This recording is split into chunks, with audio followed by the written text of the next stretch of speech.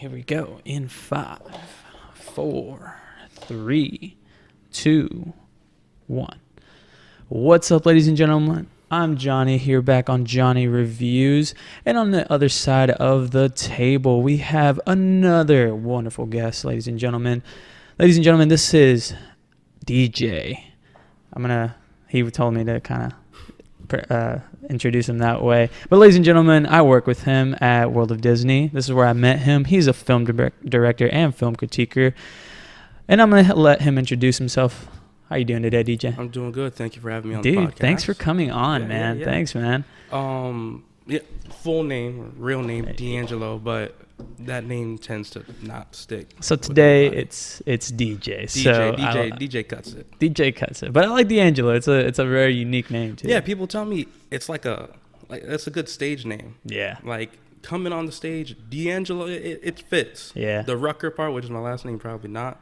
Like Darius Rucker? Yeah, like everyone compares me to Darius Rucker. Dude, I love Darius There's Rucker literally too. this one girl at a Wendy's near my house that they're like, "Oh, Darius?" I'm like, "No, it's D'Angelo." They're like, "Nah, you're Darius Rucker." Nah, you Darius Rucker.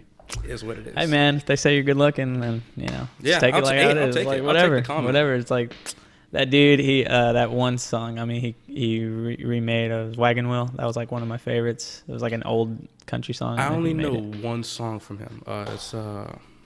It's from a movie, actually. I first learned it from a movie. You ever seen the movie Me, Myself, and Irene? Yes, with Jim Carrey. Jim Carrey, yeah. Yeah.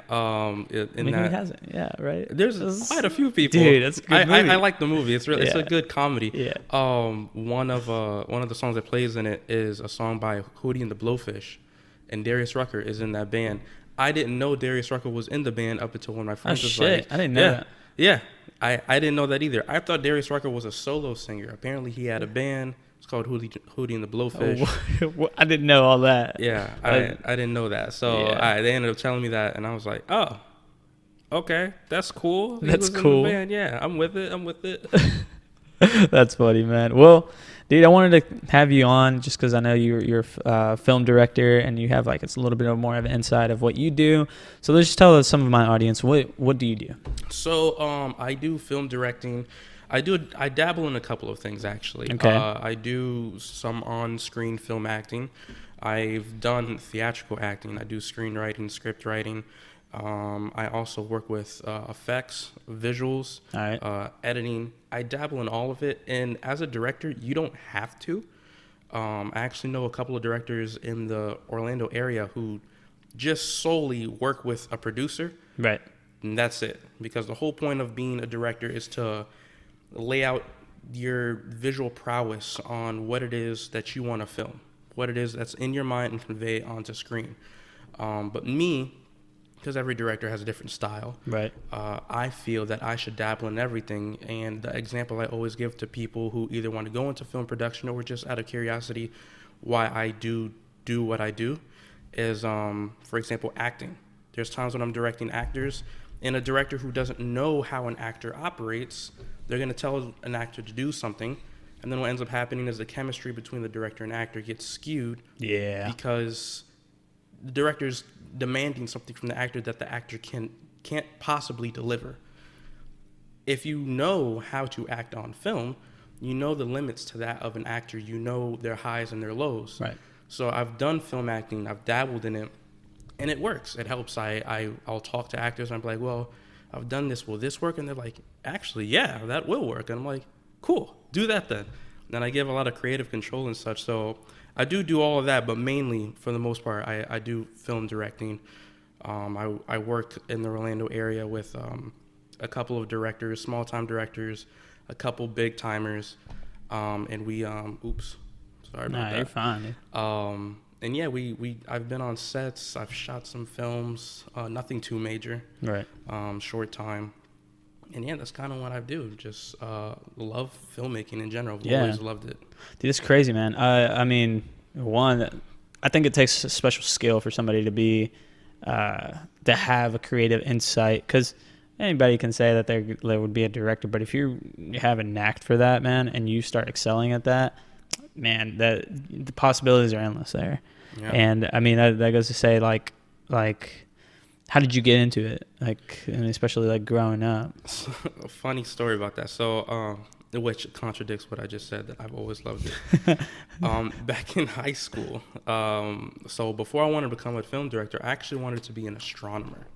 Dude. Yeah, so I can talk your ear off day and night about space. Not astrology, ladies and gentlemen. No, not astrology. No, and for the longest time in middle school and going into high school, I could not tell the difference between both. Between the two, and I felt so stupid. Yeah, no. Don't worry, dude. I think a lot of people don't even. Yeah, they're like astronomy. Isn't that the thing with the sun? No, it's not. It's not. No, yeah, I love astronomy. It's the study of like stars and space and the universe and how it all coalesces in itself. And I read in middle school, actually at a college level, in astronomy.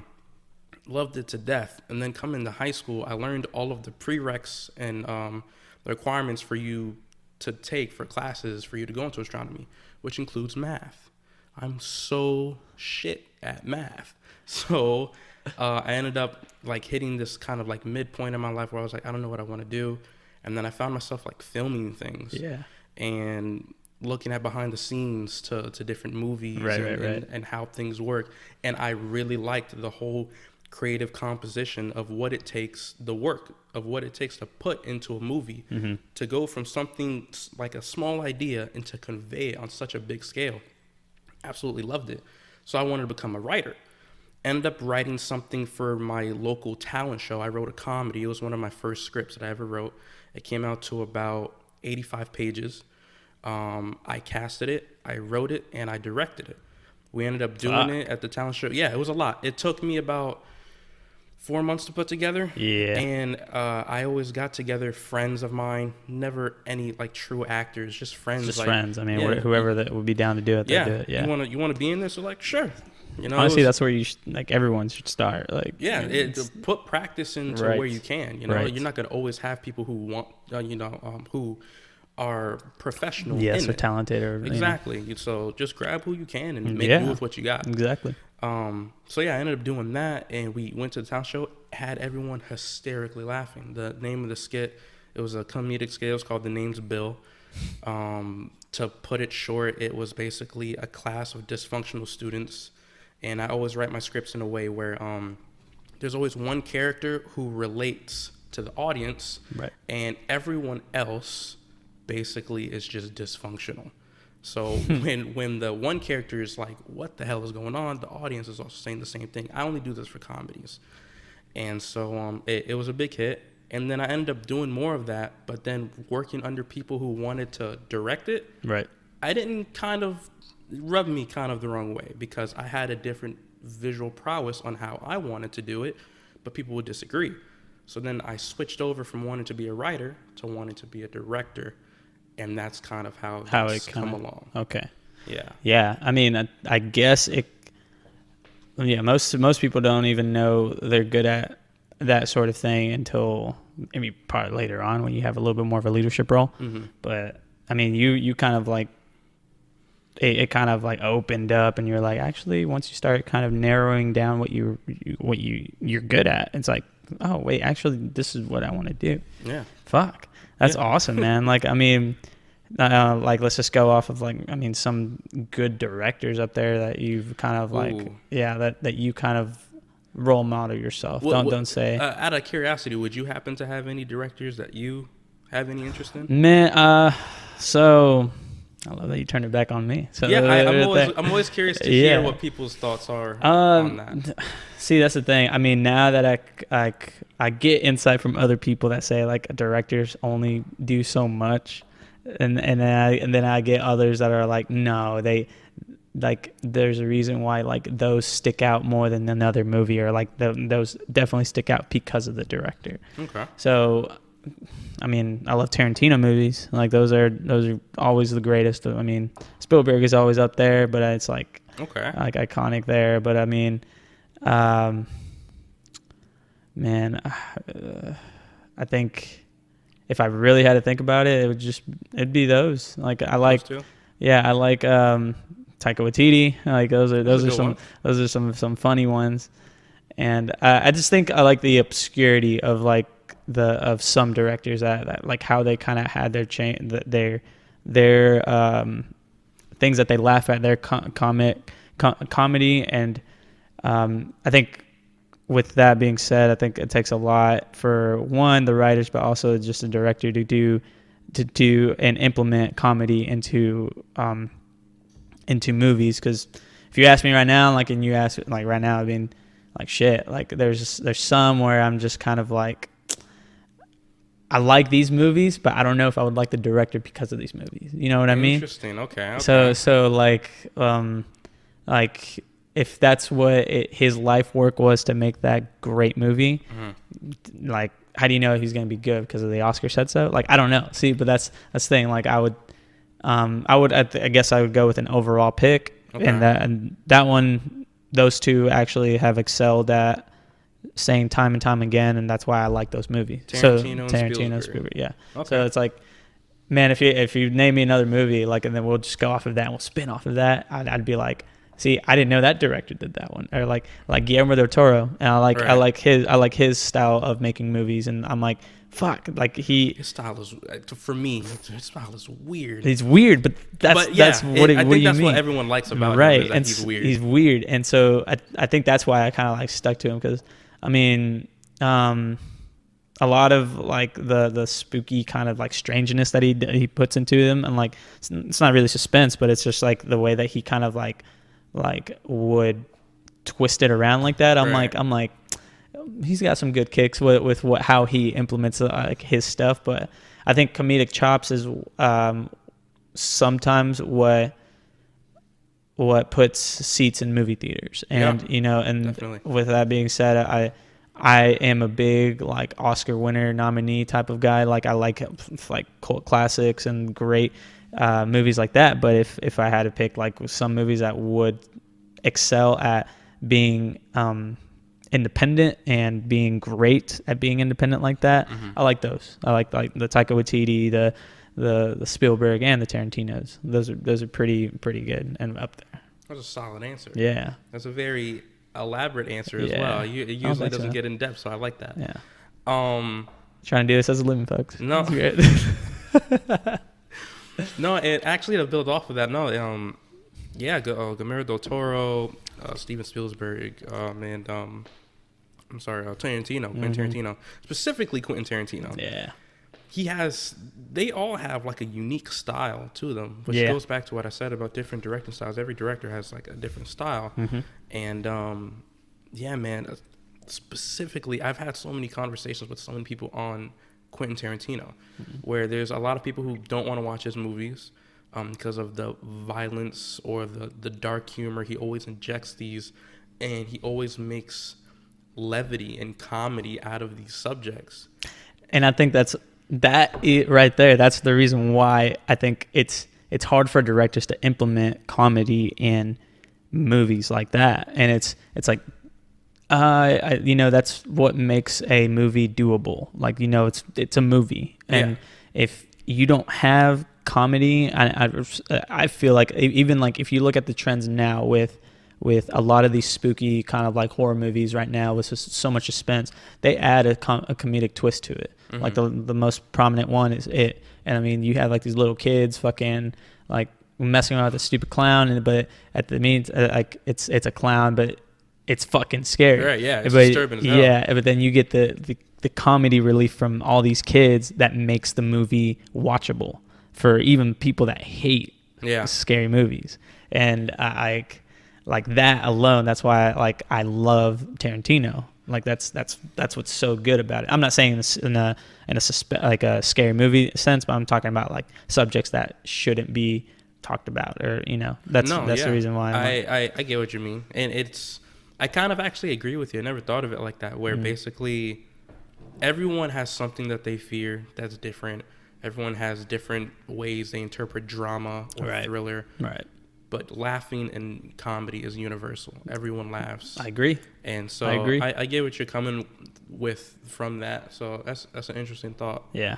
My directors. So my favorite, all-time favorite director is actually a weird one. I'm probably not going to know it. See, that's what I'm saying. You might know it. All right, well, let me see. Have you seen the movie, Shaun of the Dead? Shaun of the Dead. Is that the...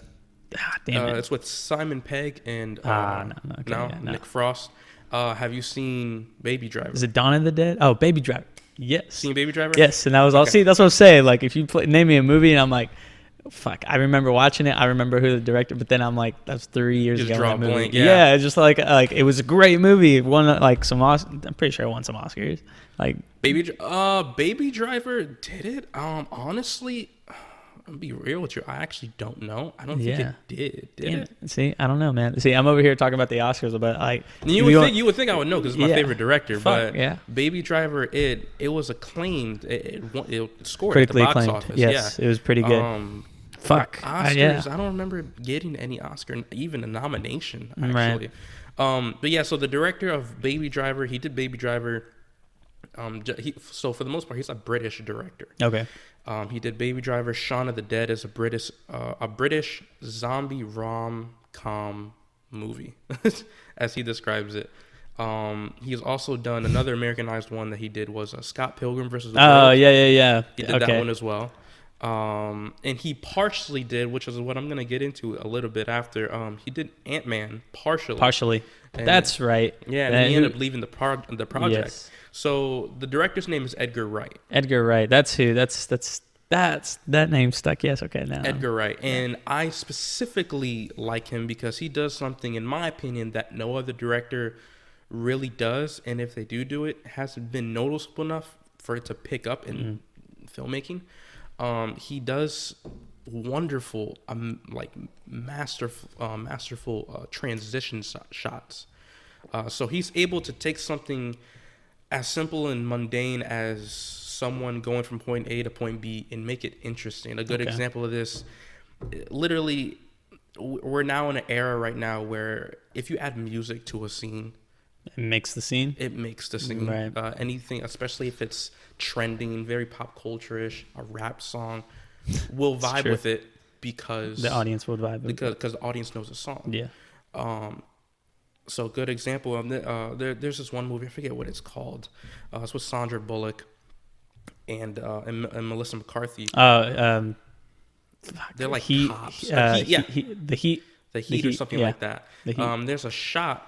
I actually did a mini report on this, and there's actually a YouTuber who did a more extensive report on it. And basically, it's a shot of Sandra Bullock going from her home down deep into the city. And it's that song that plays. It's just a regular, like, old-timey song. Yeah. That cliche. What's funny is that I remember that exact scene. Yeah. Yes. It's I find it interesting that you find it memorable. No, I don't know why. That's the thing. Maybe it's just Sandra Bullock. Why did that scene stick out? I don't know. It's just like, maybe it's just Sandra Bullock walking, and I'm like, I guess so. So she's in her car and she's driving into the inner city, and just some mundane song. I forget what the song is, and it's just shots. It's cut for cut shots of the car driving exterior towards the camera, and then like the camera will swivel. It's probably on a dolly or something, and it keeps on going. Then you got some aerial shots, and then you have maybe another shot of the car going, and for exposition to show where Sandra Bullock is going. Right. Every movie does it. It'll show the car going off in the distance, and then a sign that reads, downtown Los Angeles, something like that, or to the precinct, something like that. Okay. Just generic shots to provide exposition to the audience while giving you a very trendy song or a song that you are familiar with to keep you indulged in the scene. Okay. I disagree with that. I don't think that is how you should do it. That is one way you can do it, but I feel like it could be better executed. And I feel that Edgar Wright is in the right mindset. The way Edgar Wright would do it is it's very hard to explain. He manages to just take shots and he's able to make do with giving you exposition to a scene without giving you any dialogue, any music. It's just literally cuts. Yeah. Yeah, and he even in some cases makes it funny. There's another movie he did. It's called Hot Fuzz. It's with the same people, Simon Pegg and Nick Frost. And there's a scene where Simon Pegg, he has a flower. It's fully bloomed. and it's cut for cut him opening the door, getting into his car, waiting for a train. He falls asleep because the train is late, and then the train wakes him up. He gets on the train. He looks at the time. It's just literally cuts, different cuts, but it's keeping you interested, and it's telling you and keeping you mentally aware of where he's at and what he's doing. Right. Because it tells you the time where he's going to. It gives you the location through the cuts. The flower is slowly dying, which shows the elapsed time of how long he's been waiting for this goddamn train. Right. And things like that. I feel like, me personally, I feel like that's how it should be done. It's not agreed with by everyone, obviously. But yeah, it's a very creative way right. to go from point A to point B. I think that's so cool. Yeah, Edgar Wright is still one of the popular ones. So even though there's, contrary to what we believe or what people would think is like critically acclaimed and everything, he's still up there with the big dogs. So that should say something. Yeah. And fuck everything you just said. I mean, like on a scene like that and everything, like there's maybe like some things that I generically look at, maybe like from just an audience standpoint or someone that's like just viewing the movie, that there's like certain tastes that I like. Mm-hmm. So then that shouldn't discredit somebody's ability to say that what is good and what is bad, but that goes with just the audience in general. Like, right. Yeah. What is perceived as being good, and is this director doing it like tastefully and for popular, and they'd put it into a sure route and do something like that with a song that's super popular, and they'd put it into it's definitely something that I would probably do if I could. I would definitely inject what Edgar Wright does. See, okay, so that right there, maybe I think. Does it depend on the movie from then on? Yes. Let's see. Okay, because if it is, then, and it's not like they're not trying to go for an Oscar-winning thing. I think like they're just throwing out a movie just because it's just like it's their work, but they know that they're not gonna go creative as in like going for nominees and going. So I think they I don't know if that would be more risk involved or if it would be more safe. You know what I mean? You run the risk of confusing your audience. Okay. Someone who does this a lot is Christopher Nolan. Christopher Nolan does this, and Christopher Nolan, he tends to just literally confuse his audience because of his script writing. His script writing is intricate. Like the Inception movie, I could have this wrong, but his Inception movie took him around like 12 years to script out. But the point I'm trying to get to is, when you're doing transitions like that, you run the risk of losing your audience because of you trying to establish the exposition for that movie. Going back to what you said, or asked me rather, what does it depend on? Does it depend on the genre of film? And I agree, it depends on the genre of film. Specifically, I think it works best with comedy. I've seen it done in dramas, but it hasn't been executed well, if I might add. But no, I definitely agree with you. It definitely depends on the genre of filmmaking. And actually, a good example in which this is another good example of Edgar Wright's transition shots, if I might add this. Okay. You've seen the movie Ant-Man. Yes. Okay. That whole oh my goodness, what is his name? The dude where he's like, yo, so I saw this man. And Michael Pena? Michael Pena, or yes. Or was it Michael Cera? No, Michael Pena. Yeah, that's you got it. Pena. That whole bit where he's like doing like the different, that's Edgar Wright. And I said, yeah. Yeah, that's literally Edgar Wright. What happened with him and Marvel is they had creative differences. Right. And he ended up leaving the project, and right. Peyton Reed ended up picking up the project, and then he went on to do Ant-Man and the Wasp. But and as grimy as it sounds, as dirty as it sounds, Peyton Reed actually liked some of the things that Edgar Wright infused into the script, because it had his his style on it. And one of them was the whole thing with Michael Pena doing that. Another thing was the Baskin Robbins joke. Oh yeah. Edgar Wright likes to do this thing where he likes to have a running joke throughout the whole movie. Shaun of the Dead, it's do you have red on you? He always does this with movies.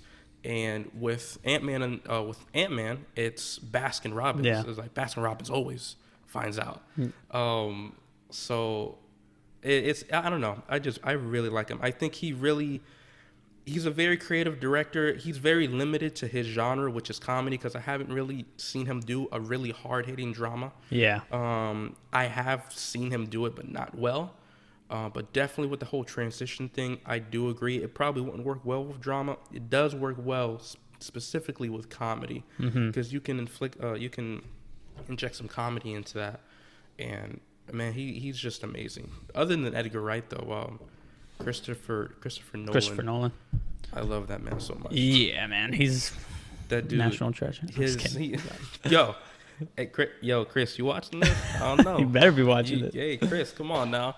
Where you at? Come on. Yeah, man, Christopher Nolan's amazing. Who else? I'm trying to name some, I want to name an skewed director.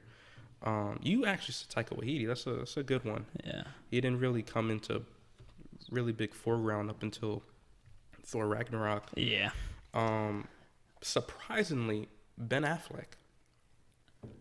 I like Ben Affleck. He's an actor. And I mean, yeah. But he's done direct. Was it, which one did he do? The Accountant? He produced it. He didn't direct it. The one that he's mostly known for is Gone Girl. That movie, I'm telling you, man. Yeah. Me and my brother were just watching it just at the house. I think it was 3 years ago. I don't remember when, but that movie just had me what the fuck? I was so pissed at this movie. I was like, what the fuck? I was so upset. Honestly, yeah. Hold on. This thing. Oh, got in the way. Yeah.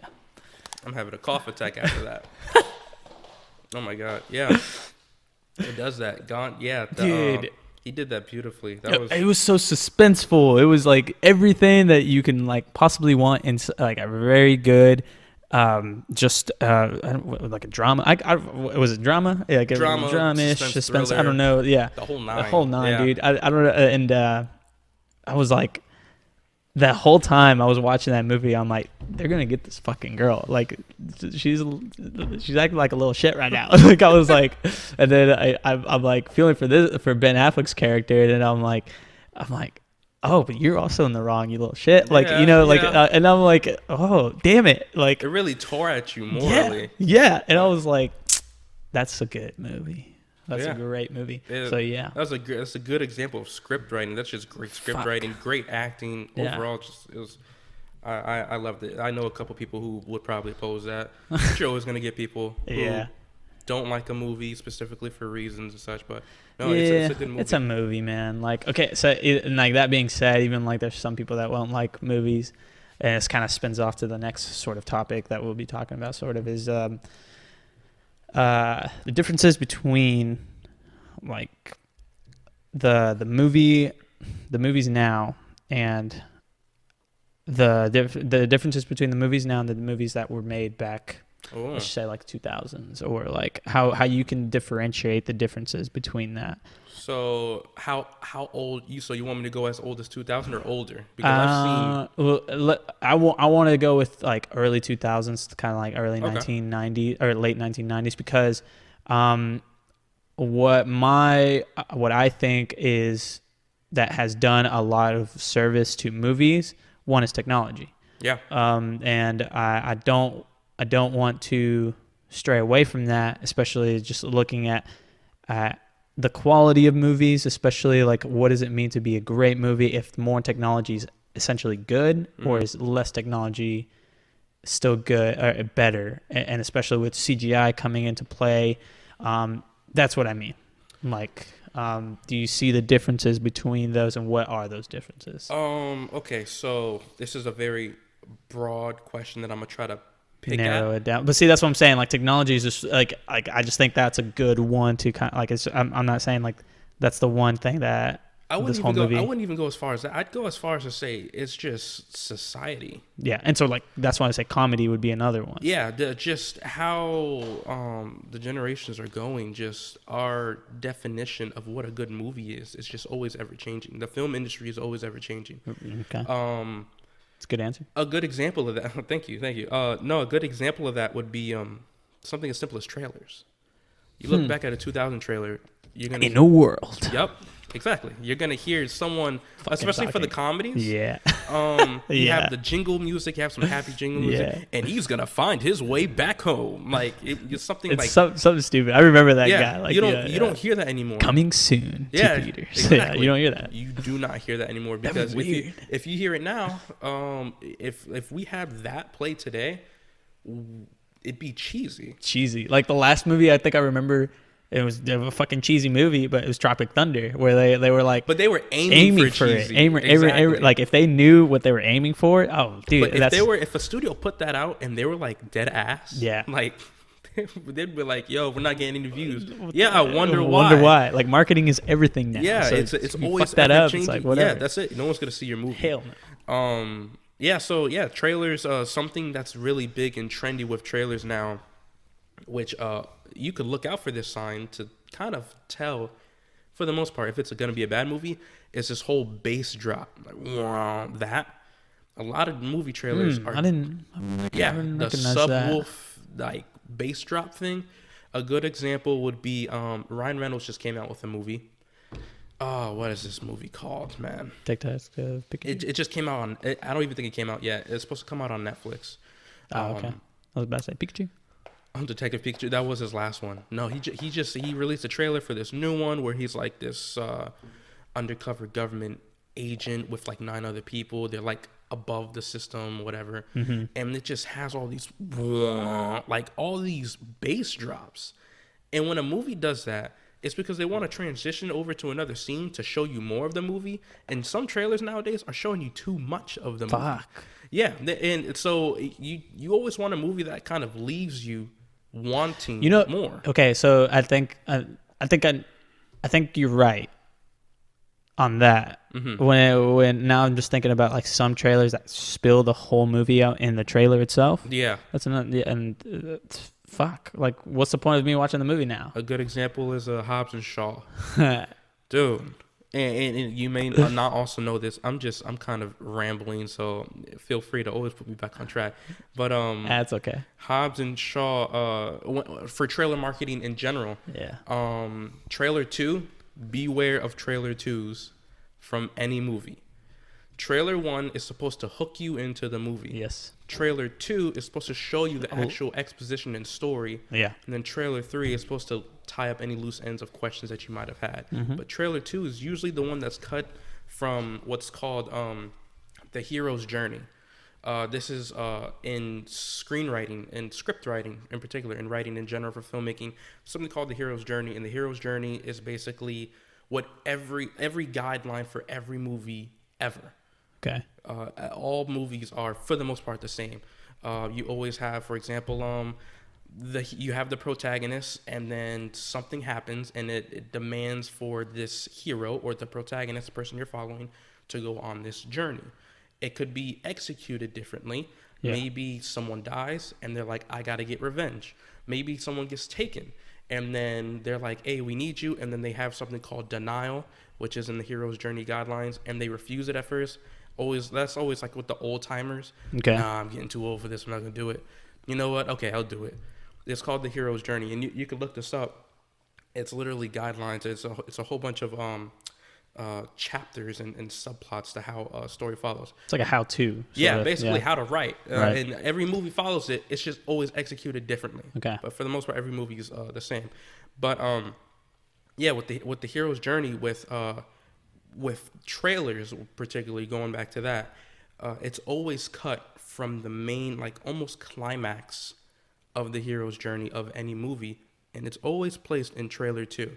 Batman v Superman got shitted on. I know. That year, it was horrible. It was horrible for the marketing team. Like the first one, amazing. First trailer was amazing. Fuck. And then trailer 2, they revealed that Wonder Woman ends up joining up with Batman and Superman to fight against Doomsday, which defeats the whole purpose. Batman v Superman. Pissed. I remember that. Yeah. So everyone was so upset. Yeah. And I don't know if you saw it. Did you happen to see the new Sonic the Hedgehog trailer? Oh, the one that they like the audience was kind of like pissed off, and so somebody else made a like another version of him actually looking more CGI-ish? They just released yesterday actually the new Sonic the Hedgehog with the new redesign. The studio was like, okay, we heard you. Yeah. We'll take it back. We'll redesign it. They redesigned it, and now there's a new trailer with him redesigned. Trailer 2, it looks like you watched the whole movie. Right. I see. That's the thing. I didn't even I just saw Jim Carrey come out as what's his nuts. I don't know, the little bad guy. With Dr. Robotnik, Eggman. Eggman. Yeah, I forget. Yeah, Doctor. Yeah, sure. But that movie never caught my eye. But the whole redesign.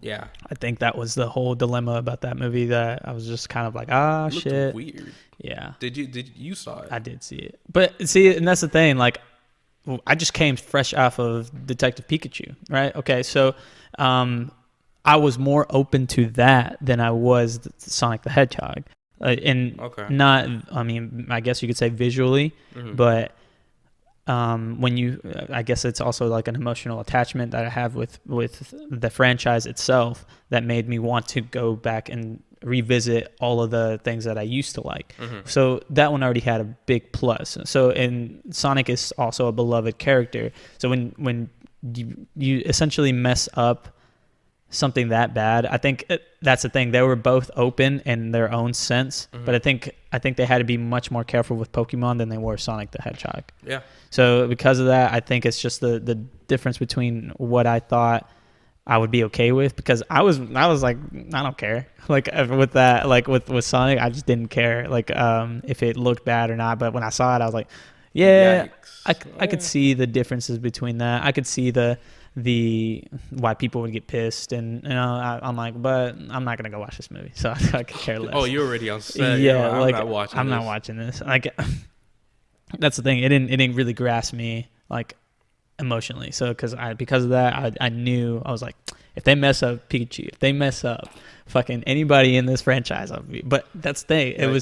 It was so new and so fresh that I was so open to anything, to the way they looked, to the sounds, to the way that all of that was. I was more open to that concept than I was Sonic the Hedgehog. It just screamed. So maybe it's just like if people just want to vent, and they just go on that and just kind of be like, but there are like die-hard Sonic fans that were probably pissed off. So that's why I'm saying, like, I know a couple. They were the one of them cried. Yeah, see. So I'm like, because it holds dear, to whatever, to the fucking people. Indeed, doesn't care. Like this is just like, it's a movie. So I guess one thing. This is true. So I mean, what else did you think? Like, I mean, we got the trailers. We got I'll give you something that I feel has stayed constant, and then I'll give you something that I feel has changed drastically and improved. Sure. I'll add in. Both technological wise. Okay. ADR and Foley sounds. So I'll go into both of them. Wow, you're going into deep. Like I went so abroad with technology. Bam. Yeah, and you're like, let's go with ADR. You got a director on here. I might as well. Fuck yeah, dude. No, that's what I'm saying. Like, this is why I want you on. Man. I'm like, you're telling me this stuff I don't even know about, or maybe not even know about, but like just don't look at it. Man, you watch a movie with me and you're gonna see movies different. Like, I promise you. You're trying to ask me on a date, bro? What's going on? What's going on? All right. So I'll gladly watch a movie with you, man. Dude, let's do it, man. We'll be like over there, like taking notes, like, nah, bro. I pick it apart. Dude, baby, dude, I love movies, so you don't get me hype. We haven't even got to Disney yet, bro. Like, that's what I'm saying. That's a whole conversation right there. Okay, so Foley noises are basically, so it's named after someone named Jack Foley. Jack Foley, excuse me. Jack Foley is someone who basically went ahead and would make sounds during filmmaking while they were filming. Studios and producers picked up on this and said, wow, that's pretty cool. You can basically inject noises and audio in post-production. That's pretty neat. So they went ahead and named the noises after him. It's called Foley noises or Foley sounds.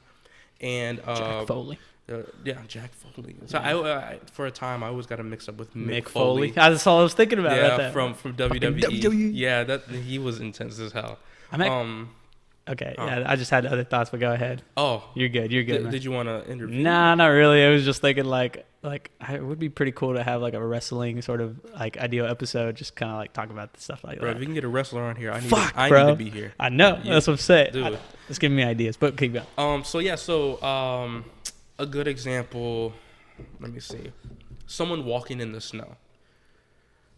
And you can look all this up. There's actually a video on YouTube you could look up. It's like a 12-minute video on what Foley noises are. YouTube will teach you anything, yeah, bro. dude. YouTube will teach you. Speaking of YouTube, this is on Johnny YouTube. Reviews. Yeah. All right. You gotta plug it in somehow. So snow. Someone walking in the snow. Oh no, even better than that. I'm so sorry. A lot of documentaries on the animal kingdom.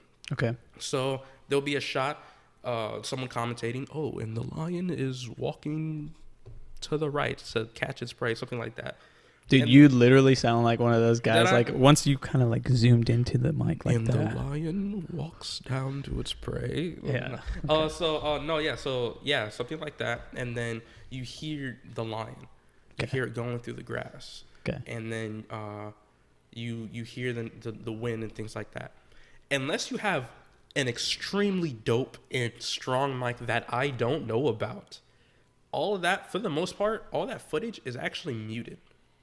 There's no Makes noise. sense. There's no noise because the wind, amount of it would be crazy. Just like this shit alone, even the small scale. But I mean, like you're talking on a bigger scale like outside, like dude, the wind is atrocious. So what they do is they mute it all and they go into their Foley sound booth and they go ahead and make the sounds. Now, what makes Foley sounds interesting isn't even them creating the sounds; it's what they create the sounds with. Which is why I highly suggest that you like see a video on this because it's crazy. You're talking about like the people that like the people crack or like do like shit like that. Yeah, or, like they exactly. kind of do like I've seen videos like that. Going back to the snow, someone stepping in snow. It's actually not snow. That's actually them getting a boot and then they're putting it in like a pan of sand. Yeah. And then squishing it down and then turning it side to side, and that's the sound of snow. Fuck. Like what? It's crazy. So going back to the question. I just wanted to get it. I wanted to give you some definition. No. Yeah. I feel like Foley sounds is something that has stayed constant. Okay. When do you feel like that was the change? Like that's where they started implementing that into movies? Well, that's the thing. I feel like that's something that stayed constant. I feel like it's never changed. I feel like if anything, it's been used more. It's been improved. It's I can also more improved. Like maybe with more creative noise and things like that. But the whole point of Foley is that you're making noises in post production that can better translate for the film. Right. So there's no need actually for improvement other than the quality of the audio, because all the creativeness and all of the development comes with how creative can you get with the sounds that you're making in post-production. Right. So that's why I'm saying I think that's something that stayed constant. And that's probably a too in-depth answer. I think it's such a broad question. I'm trying to find obscure things so I can kind of teach. Shit, no, I mean, fuck. I just learned something there. I was like, something I didn't know that has changed, ADR. So ADR is, have you seen the video of Hugh Jackman on the wall is Logan, and he's in a booth with a microphone, and he's going, okay. Have you ever seen the video? Yeah. That's ADR. ADR is in post-production adding audio or not audio, dialogue for a character in post-production. That is something I feel has drastically changed. Because of the way to inject dialogue into a scene with all of the background noises already present, the way to capture that audio with the different mics that we have and such, that's something that I feel has improved. It kind of goes the same way as Foley. It wouldn't be much. It all depends on the creativeness of how you capture that audio. Mm-hmm. But the way they set up these booths, the way that they have like these linings and patents to make sure that like the audio you don't have any background noise in the background, anything like that. Everything audio based has improved dramatically. Like it's cinematography, cameras. Fuck. Dude. Yeah, like just that right there, the camera itself. That's obviously improved. Yeah. The way that we can, See things differently, Yeah, and like man. the way of the crystal clear images. I think of not even Um, that, with lenses, fuck. telephoto lenses, like you can have like a 50 millimeter, and then you can have like a 300 millimeter, and I can have it on you, and your face would look different just on the depth of field. Right. Depending on the lens, would depend on whether if your face looks flat or has depth to it. Yeah. And that can be used in different cinematography, how you want your style of framing to be when filming. That honestly just sounds like it's like you're talking about CGI and shit. Like, or Yeah, like it sounds kind complicated. of complicated like that, where you're just changing the framing of like your whole face. And Yeah. I'm like, It's really crazy when a cinematographer works with the director. He has the sole position, the sole responsibility of relaying to the director how does he want the shot. He'll film it, and he goes back to the director and says, "Do you like this?" Director will look over it, like either yeah, let's go on, or nope, we got to do it again. There's so many teams that go into production. I can't possibly name them all. Okay. But you got the stunt team, you got the cinematographers, you got the VFX team, you got the costuming, you got makeup artists, you have the actors, you have so many teams. So many things that are implemented to make one To thing make whole. It's not like, even a movie, just a scene. Just a scene. Shit. Just a scene. I know scenes that have literally been filming for days on end, for weeks on end, just to create something as small as a scene that lasts for like 12 seconds. It's crazy. And so that's mostly benefited from the technology. Going back to what you said. Yeah. Technology is, back then they used to be like, that's a scene. Okay, we're good. Now we have the ability to be like, we don't like that. Let's do it again. Right. Because we have the time, because we have the technology to kind of, we have the leeway. Right.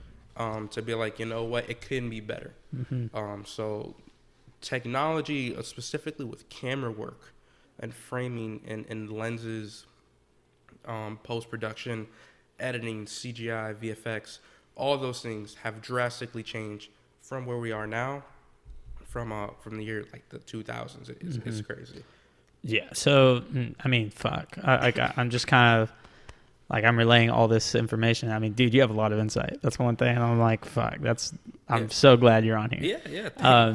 And two, it's insane how much obviously goes into a movie. Like, there's so many things that would make a movie in motion. Like, it's like pictures in motion. That's what a movie is. Mm-hmm. And so like I guess I looked at it too broadly, especially when I just said technology, but then you macroed it down to the point where it's like key things. Mm-hmm. So like, let's just go another macro thing. I mean, how he said, like, a comedy. Okay. And like, do you feel like it's like that, the ideas of comedy has suddenly changed in movies? I don't know if it'd be just because it's culturally or what. And I think that has a lot to do with it. Culture. This is. So you don't get like Meet the Spartans or like Scary Movie 4s or like Scary Movie, like, you know, we don't get that. We don't get any of that anymore. So like, the reason I say that is because of that. Like maybe that's the broad answer. You don't get what's it called? Daddy Day Camp. Daddy Day Camp or Home Alone. yeah. See, like, you know, so it's like, what's the like, obviously those are still cult classics, but I think it's just because we're looking at it to like our standpoint and perspective as those are still good. But then you get the younger audience, and that's what's going to sell. Do younger audiences still think those cult classics are great? And then that kind of goes into the question of like, do younger audiences love Disney movies a lot more than what we thought or how we think of them, since we work at Disney? This is true. Man, it's tough. See, because what I'm gonna tell you, I'm gonna think out loud and tell you what I was just thinking, so Go that ahead, way man. I can better elaborate on this answer. Think in the mic.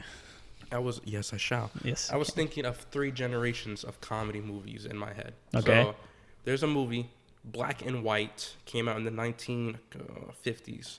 It's called Some Like It Hot.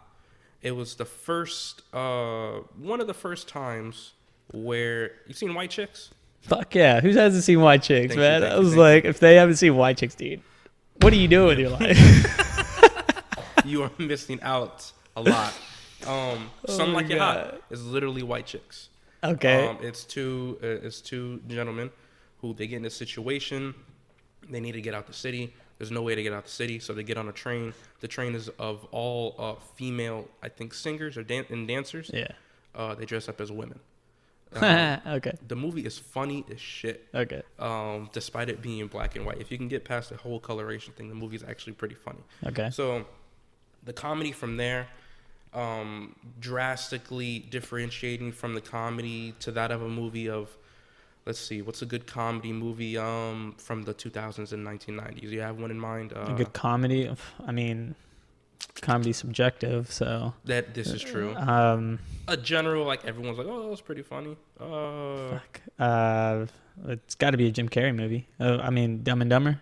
Dumb and Dumber. Yeah. Okay, that's a good one. Dumb and Dumber, and then a comedy from today, at least one that I thought was okay. Jumanji. Okay. Did you see Jumanji? Yes, I did. Yes, I did. Okay. I feel like anything with Kevin Hart, it's just that's. Kevin Hart's a whole ass character and a half. So it's as you said, comedy is subjective, and that's always ever changing. Okay. I think, because this is a big I think, because I think they're all I think. Yeah, there's no definitive answer to this question. So many things cause change. Yeah, this is what we're talking about is literally what studios talk about all the time. I love that. Studios sit down and they're like, what's going to get these audiences to laugh? Now, not to back on studios, in the future, if a studio ever wants to, put me on their lease, perfect. I'm going to kind of talk bad about some studios, but it's okay, dude. You can talk about whatever you want. Studios will choose money over anything. Laughter. Over anything. Yeah. I'm going to sidetrack really quick. If you came to me right now, and I'm a studio, and I'm sitting with my board, my directive board people, and it came down to you and someone else, and you pitched a movie idea to me, and you said, listen, I have this great comedic movie. It's called Roses and Grass. And it's super funny. It goes like this, and that, and you break it down to us, and we're like, okay, that's pretty good. Then someone comes up to me, into our directive board, and says, I have the next installment for Men in Black 4. Which one are we going to go with? Men in Black 4. Men in Black 4. Even though yours was probably amazing, Yeah. Men in Black 4, the pitch was probably shit. But we're going to go with Men in Black 4 because we know that audiences will go watch that because they're familiar with it, as opposed to your idea, which they have no clue what the hell yours is. So there's a lot more writing on that. There's more risk. There's more. Exactly. Studios very rarely like to take risks. Yeah. So they'll go with the more popular idea, which kind of sucks because it rags on the directors creative, and new ideas, which is something that at the moment right now I kind of have a personal gripe with. I feel like original creativity is kind of lacking in Hollywood right now. We're in an era where everything is a remake. We're remaking everything. We're in the remake era. It's horrible. We're going back, looking at these movies, it's like, yo, we could remake that, and people will go watch it because they know of it. And then their parents or something will be like, oh, I remember seeing that when I was a kid, and they'll go watch it. And it's working. As sad as it sounds, it's working. I mean, working as in it's making money, not working as in... No, it's not good. No, it's not good. No. Like, I mean, the remakes that they're making right now, and I love Lion King. That's in my top 5, and I think that's my perfect example. Yeah, I haven't actually seen it. Yeah, and I'm just saying, like with animals, and I already had somebody come on here, and we were talking about it. It was we were just talking about the difficult things that people would add into movies, such as CGI, that think that makes a movie, the quality of the movie better, and it doesn't. Or for some, and the reason for that is we talked briefly about anime and CGI and how 2D animation can really emphasize the emotional capacity that there are in the characters, and like you're pretty much humanizing anything, and you're and that and 2D animation can totally encapsulate all of that in the movie. But then you change, you get that same thing. Let's just say the same movie, you turned it into a live action with a lot of CGI. It doesn't deliver as good as it possibly does. And the reason, the two good examples I use is, you gotta have a human there to kind of give it human, like feelings. Right. The Jungle Book. It's essentially everything is CGI besides him, besides Mowgli, besides the character, and it was still not critically acclaimed, but it was fresh. It was pretty good. No one really bashed on that as much as they did Lion King. Why? I just think there was no emotional center to that whole movie at all. Okay. So it's hard, and I think that's an experiment, especially if they're experimenting with such a great franchise like Lion King, like a really well-known one. And the differences between that is you look at anime and you look how bizarre and so out of this world that is. It works in 2D animation, and you got to understand that. But with CGI, that's what's different. Is just like either the technology is not there yet, or the fact is that you can't add emotion to something. You can, but I mean, it obviously didn't work in my perspective. It didn't work with The Lion King. It just didn't deliver, and I think the same thing is going to happen with Lady and the Tramp. It's just the two dogs, unless they add the humans in it and they add that human characteristics that make that movie great. Okay. So those are my 2 cents with that one. Okay. Like I said, I haven't seen the movie. Right. But my thoughts, it sounds like it hits too close to real. Okay. Like it's too real, or like. Yeah, because you're saying you're going into animation, and yes. There's something in filmmaking in general. It's called suspension of disbelief. Yes. And suspension of disbelief is basically the sense of you having this thought process that you know what you're watching is not real, but you're invested in it enough to be interested. And it sounds like to me that Lion King it sounds too real. Animations, you know it's animated, and you become invested into the story and the plot line of it. Right. Because it's not real. Exactly.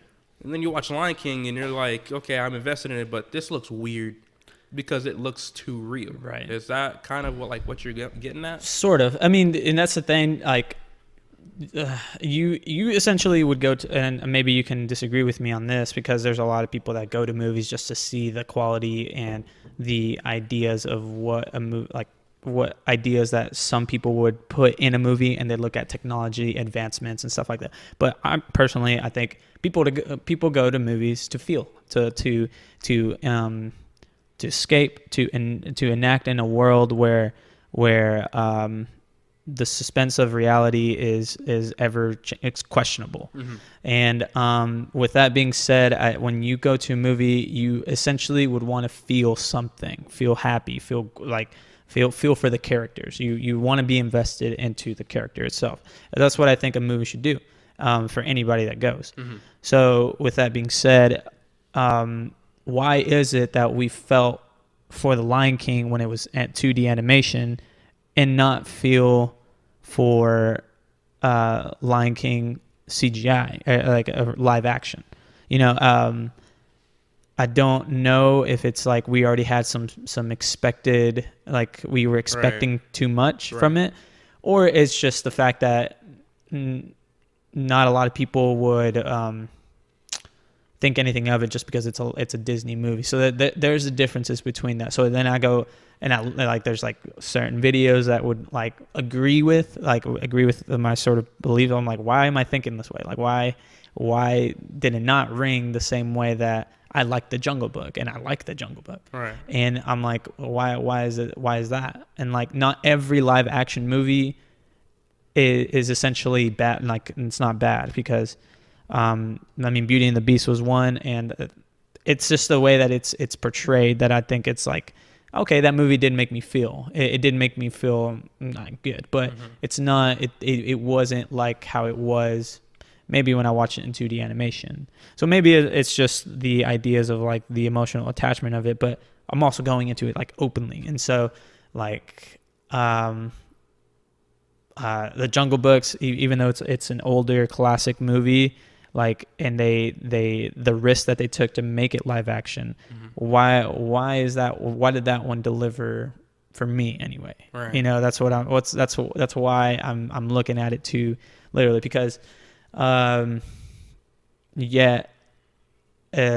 maybe it's just a cash grab, or I'm thinking like maybe Disney's just putting them out there just to kind of get the money, just to kind of like essentially say that, oh, we're still making shit. But it's just like you say, we're in the era of remakes. Yeah. And it's like, what does that say about the quality of the movie? Like, and we were just going back on that, and you said it pretty well, was it kind of takes away from the creative aspects of a director or anybody that wants to be essentially creative and have creative insight into a movie.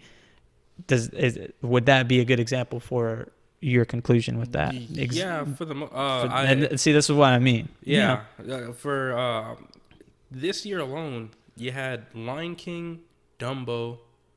See, Dumbo, I didn't like either. See, it follows the same. I haven't seen none of these. Okay. Because. But see, why though? I find it redundant. Okay. Why am I gonna watch something that I already know what's gonna happen? Yeah. But it's based in reality. I'd rather watch the cartoon. It brings me back to my childhood. Okay. And then I watch this live action. I'm like, ew, that looks really fucking weird. Yeah. I can't elaborate enough because I haven't seen Lion King, the live action. I also haven't seen Jungle Book, the live action, nor the animated. Yeah. Yeah, but and I'm not even saying like, oh, go fucking watch it. Like I'm like, there's a reason. I'm pretty for sure that. everyone's like, yeah, you should, because that's like a childhood movie. But exactly. It's literally what I'm getting at. All these studios they're just remaking these movies, and they try their damnness to try to make it stand out and try to make it different. Right. But it's not. It's like it doesn't. So you watch anime? Yeah. Can you see Dragon Ball, like that whole franchise, be a live action movie? Can I see it being a live action? Yeah. You can?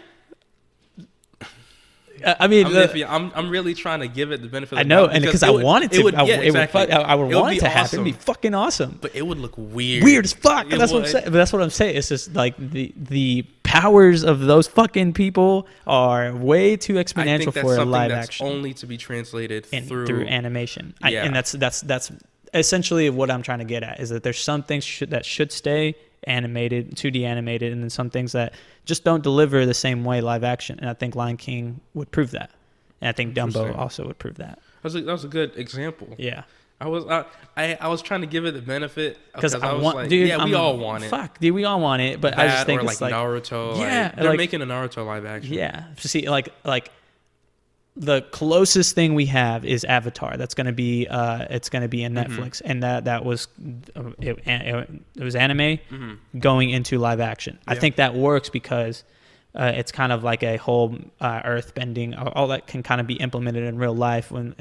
I think that one would excel. But when it's something as outworldly as like Kai Blast, and like something that we're not familiar with, it looks weird. Yeah. So that's my 2 cents with that, because I just think some things, I just think that technology is not there yet, but that you will sacrifice something if you do it now. Like if you try to put it now, if you put a Dragon Ball Z movie, and we already saw it with Dragon Ball Evolution, like it was a horrible shit show of a fucking movie. Oh my god. Yeah. So like that one right there is just I don't think so, man. Okay. Yeah. Interesting. Yeah. It's an interesting thought. Never thought about that. Yeah. Yeah, some things should just stay, man. They honestly should. Specifically with anime or cartoons. I think they should just stay as is. Like, they were drawn like that. I'm trying to think of something that was a cartoon. That was it. Now they made it into a movie? They made a movie, and it was good. First thing that came to my mind was Speed Racer, but that was trash. That was absolutely horrible. Yeah, dude, that's what I'm saying. Like, if they aim for that, if they aim for like They came out bizarre. with they came out with the new Winnie the Pooh movie. I had Oh, seen Christopher Robin. Yeah. Was that good? It was okay. So this is my take on this. So Okay. I love Winnie the Pooh. Grew up loving Winnie the Pooh. Oh God, he's gonna say something bad. Fuck, dude. And my brother, the first thing he said, like, dude, I teared up. And so it made me want to watch it. Okay. Like, I was like, my brother doesn't tear up. And then I was like, okay. So, I go and watch it. Right. Okay. I fell asleep. And hold on. We gotta stop right there. Hold on. Did you went to the movies? No, it was already after. Like, my brother went and watched it in the movies. You went to the movies and fell asleep, dude. I didn't know, and that's the thing. I never fall asleep in a movie. For one, okay. But two, I was watching it, and it was like on Netflix. They finally put it on Netflix, and there was some funny like towards the beginning, but it was a feel good movie. Later on, towards the end, it was just like a movie. Like if you just ever get all right, I just walked out of the movie theater kind of feeling where you're just like, it's all right. But okay. like that's all. My take on it was, it's a cash grab movie. Another one. So okay. Yeah, I again haven't seen that. Yeah. I don't know. I feel like it goes deeper than that because we're making the point. See, for example, because while you were talking, I was thinking of cartoons and the animations. I personally didn't like it, but I know people who did. Okay. The Smurfs. Okay. It was a cartoon. So why'd you like it? I personally didn't. Oh, you didn't. I personally didn't either. Yeah. So, I know people who do. I think there's... And maybe they should be on this podcast. Because I really want to know why. I want to know why they liked it. Yes. I don't know. I know that there's some that's like people like it. I don't know, man. I'm totally with you on the fact that it should stay, but I'm trying to give the other side the benefit of the doubt because it's hard. We're both on the same side. Yeah, we need someone here who's not on our side. So that's why like later on I'll create a panel and just kind of like why do you agree with this? Yeah, because I'm sure they have some good points. And that goes deeper than just it reminds me of my childhood. Yes, but man, that shit needs to stay drawn. Like I'm just saying. And so I think there's an up and comeuppance with 2D animation. Like I don't know what I'm saying, but like there's a resurgence. Let's say that. You said that dead serious. Yes, too. I did. You looked at me in my eyes. You said comeuppance, and I was like, oh, he looked like he knew. And knew. Go on. What are we drinking? What's in here, dude? I'm out. Yeah, me too. I'm about. I have like 3 sips left of this coffee. Yeah, I'm drinking the spiked coffee. Just kidding. We're not drinking this. But I really hope that they bring back 2D animation in some way. Mm-hmm. If Disney does it, but it's Pixar, like the Walt Disney Company. Those movies are delivering far out like so well that I can't argue the fact that they should go back to 2D. And honestly, I think that would just be like a kind of another cash grab. But Pixar and a whole like computer generated movie aspect of how they make things, and from where it was from like the beginning of Toy Story to what it is now with Coco and like this new movie that's coming out with Tom Holland and Chris Pratt. It's like holy shit. Like these movies are for everybody, and I mean everybody. Yeah. And like you feel for the characters, you feel for everything. Like it's a fucking like tragedy at first, and then it makes you feel so good towards the end. And it's like it's such a great movie. It's such a great concept, and that formula works. So with that being said, speaking of formulas, there are also formulas that also work that are also implemented. Like even though we think the creative differences of Marvel and Star Wars, there's some formulas that work and that will deliver. One being Marvel and their formula of making movies, the types of movies that they're making with different types of genres. And then you got Star Wars that essentially is the same fucking trilogy, just with different characters that people end up going watch. So, and I like Star Wars, but at the same time, it's like, I don't like Star Wars. So there you go. So it's like, with that being said, it's like, there's some things that do work. Mm-hmm. Now the creativeness and all of that, I don't know how long it's gonna like.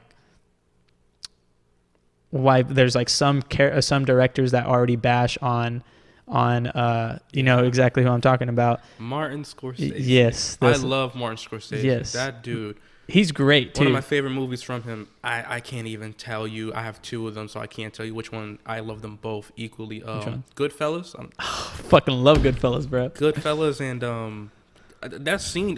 Do you know about the scene with Joe Pesci and Ray Liotta where they're in the bar? And he's like, "What's so so funny?" He's like, "You know that whole scene is improv." Fuck. Like Yeah.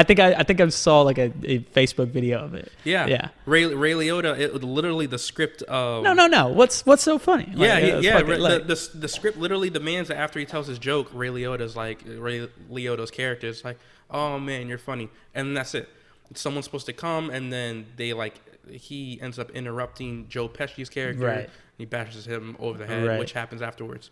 But after Ray Liotta says that line, Joe Pesci's like, "What do you mean?" Exactly. And they keep the cameras rolling, and Ray Liotta's genuinely like confused. He's like, "I don't know, you're just funny," like because he doesn't have any lines after that. And Joe Pesci's like, "What's so goddamn funny?"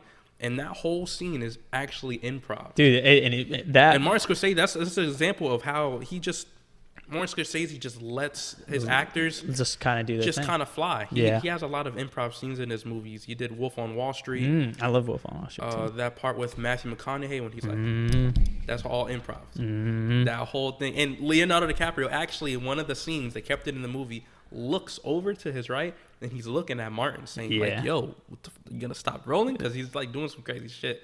But no, let it go. Yeah, I love him Such to a death. great Goodfellas and The Departed. Oh, The Departed, yeah, that's also a good one. I love him so much. And he had some comments recently. It's not just him, bro. Like, it's multiple. Multiple. He's really started something, and it was before Martin Scorsese. Yes, but someone as big as Martin Scorsese is like coming out, and now a whole bunch of people are kind of following on comments saying that Marvel, basically to generalize it, isn't film. It's not television film. series, or kind of like the way that they say it, and it shouldn't be nominated for Oscars because it's not artistic. And it's hard to be on that side of the spectrum because Marvel's so beloved, and it's hard to kind of like have the differences between because the end game is like Robert Downey Jr. should be nominated for an Oscar, and that was a big thing just recently. It's like, and he was just like kind of like, no, don't worry about it. But people want to see that, so I understand. Everyone asks me this and they're like, "Oh, it's so difficult to be unbiased," because I love Marvel, and in film you have to be unbiased. I've trained myself to do that.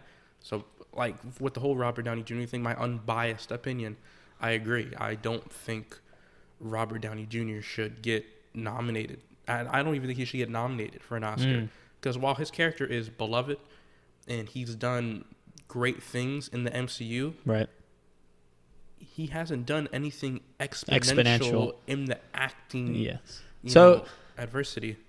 And maybe I'm on the other side of the spectrum, and that's why I'm like, okay. But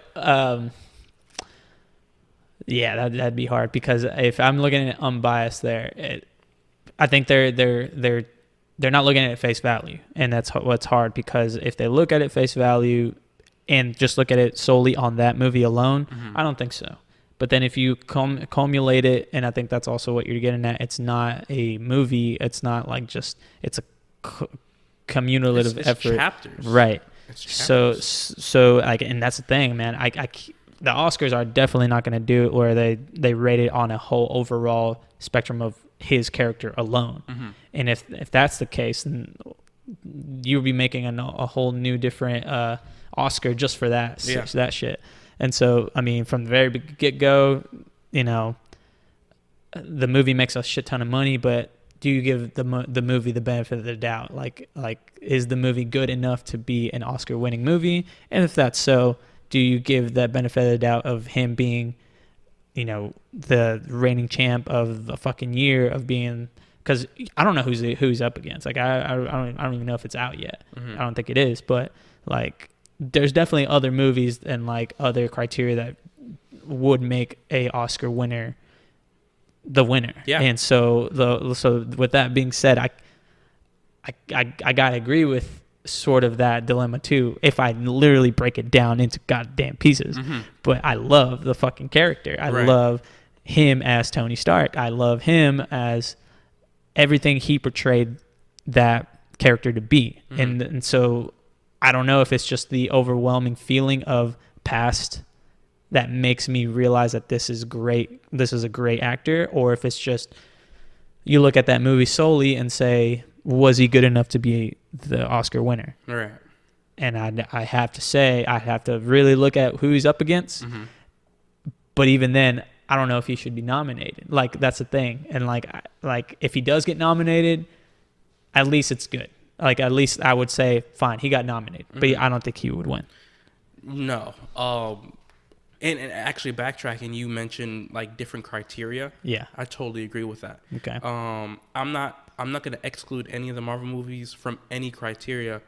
Specifically, though, Best Picture, which is the most prestigious Oscar you could get. I don't think any of these Marvel movies, if any, maybe to me, The Winter Soldier. Mine would be Civil War. Civil War, any of the Russo brother movies other than the Avenger ones. Okay. I think could and maybe would have been at the time, maybe. Well, Winter Soldier, definitely I would agree with being up there. It's a movie, it's a superhero movie that doesn't feel like a superhero movie. It feels like an actual. I always advertise this to everyone. It's one of my favorite movies, and it's because it doesn't feel like it. It's like an actual drama, it's a heist. spy, espionage type movie. Just so happens that the main character has a fucking shield, and it's Captain America. Yeah, it's just you're dealing with beloved characters from then on. That's it. But the fight scenes are like visceral. The way that they frame it, it's like you're watching like a Bourne movie. Yeah. But no, going back to that. So different criteria. I'll give you an example. Black Panther. Everyone was rooting for Black Panther to be at least nominated for Best Picture when it came out because of the whole diversity. See, but why? See, exactly. I'm so glad you're here too. Just to talk about this shit. No, yeah. Like, okay. it became a big uproar. It got so much appraisal. It got a lot of hype. Black Panther was a great movie, and it did add diversity, and it was very empowering, not only to African Americans, but to African American women and just women in general. Their whole militia is women. Mm-hmm. That's amazing. So to knock out two birds with one stone like that is phenomenal. It's like, good job. Yeah, he did awesome. Yeah. The director's Ryan Coogler. Ryan Coogler is amazing. Right. He did Fruitvale Station, and he did Creed. I love his work with Michael B. Jordan. Yeah, dude. That's like his go-to. And I love Michael B. Jordan in general. Just he's the one movie is I love Zac Efron. I love Michael B. Jordan, Miles Teller, but that movie, The Awkward Moment, I think that was fucking gold. It's like a super indie movie back in like 2014. 15. Miles Teller, Zac Michael B. Jordan is Chronicle? No, it's not Chronicle. It's not Chronicle. It's a movie about guys like just dating around. It's a funny rom-com. Interesting. Yeah, you gotta watch it. But okay, just keep going. So it added a lot of diversity and it got a lot of uproar and things like that. This is still something I debate with myself till this day, whether if it should have been, whether if it was as hype as people made it out to be. Black Panther was a great movie. I don't think it was as hype as everyone made it out to be. I think everyone mistaken the hype for the movie with the hype that it made for the audiences that it was made for. Yes, for it to be good. Exactly. And so everyone confused that together. So when they went to the movie to go see it, they were like, yo, this movie's going to be great because everyone's talking about it. No, it was good. Yeah. It was good, but it wasn't as good as everyone made it out to be. Right. Because people were mistaking it for the audience that it was made for. Yeah. But going back to Black Panther, when the Oscars came out, I always do this thing. It's a very film geeky thing I do. It's okay, I do it too. But every Oscar season, I you dress up. I dress up. I get in the tux and everything. Fuck yeah, dude. I feel like I'm there. I'm like, I'm gonna be there one no, day. I'm relaxed. I'm chilling. I'm chilling on my couch. Oh yeah, too. That's the best if I ever make it to the Oscars. No, I make an Oscar prediction list. So do I. Oh, we did that. We did that actually this year with my roommates, and I think I had like 10 right. I think, 10? but we had wagers, so we like bet like $5. Oh, you put down bets. Yeah. Oh, I think we put 10. Honestly, I should be in on that. Yeah. No, yeah. On that prediction list, Black Panther. It was nominated in some other category, but it was in numerous categories. I think it was nominated for Best Picture. I could be wrong on this, but for sure it was nominated for costume and makeup. Yeah, a lot of the CGI and stuff like that. Like there was like other obscure Oscars that it was known for. Yeah, and original score. Oh yeah, okay. Which was Kendrick Lamar's All the Stars. Yeah. I think and it did. It won Best Score. Kendrick Lamar's All the Stars. Right. Right? Yes. It for sure, I'm 100% won costuming. Because the costuming in that movie showed cultural difference. It was phenomenal. I was like, if it doesn't win, I'm not a director. Like, there's no way. I'm questioning my directing skills right now. I'm gonna go maybe back to astronomy. No, yeah. Scratch that. Go to astrology. For real, maybe just astrology. No, yeah. So okay. It won those categories. Didn't win Best Picture, and I don't think it should have won Best Picture. Yeah, you're not wrong. Marvel movies, I feel like it can be nominated for things. When it comes to Best Picture is did the movie hook you in a way where it followed a good guideline I always give people is the hero's journey. Does it follow all the guidelines of a hero's journey? Okay. These Marvel movies kind of don't, which is why I can kind of see why these directors, why these people are saying that these movies aren't filmmaking. Yeah. Because it has this formula that while it is a formula for a movie and a good one, it's a simple one. And for a movie but yeah, you can also raise I'm not trying to, but no, you can also raise the question there that it's like, or the whole argument there that even that alone, a simple one, has won Oscars before. Yes. So what's true. Yeah, and so that's why I'm like, so why is anything different? You know, and that's what raises it's a tough one. Yeah. It's a tough one. It comes down to, I always tell people, and I very rarely talk about this topic because it's an opinion based thing. Martin Scorsese is probably like, yo, that's not a movie. Man, and see yeah, because who made Avatar again? Who made Avatar? Yeah. James Cameron. Yeah, James Cameron also was on board with a lot of. Really? Like, yeah. So, but this was back in like 2016 when he said that. And, interesting. I didn't know that. Yeah, and 2017. Okay. Don't quote me on that one, but I know for a fact that I watched like a lot of like the Collider. You watch Collider? Yeah. Dude, I love watching Collider. And some of the things that they talk about is like movie drama and shit like that. And so James Cameron put out a tweet that said, give other movies the reign, the light of popularity, of being famous and stuff like that, because Avatar, even though it's up there and it's a die-hard great movie with CGI and everything like that, such a great concept and story, it was put to the side by Marvel movies.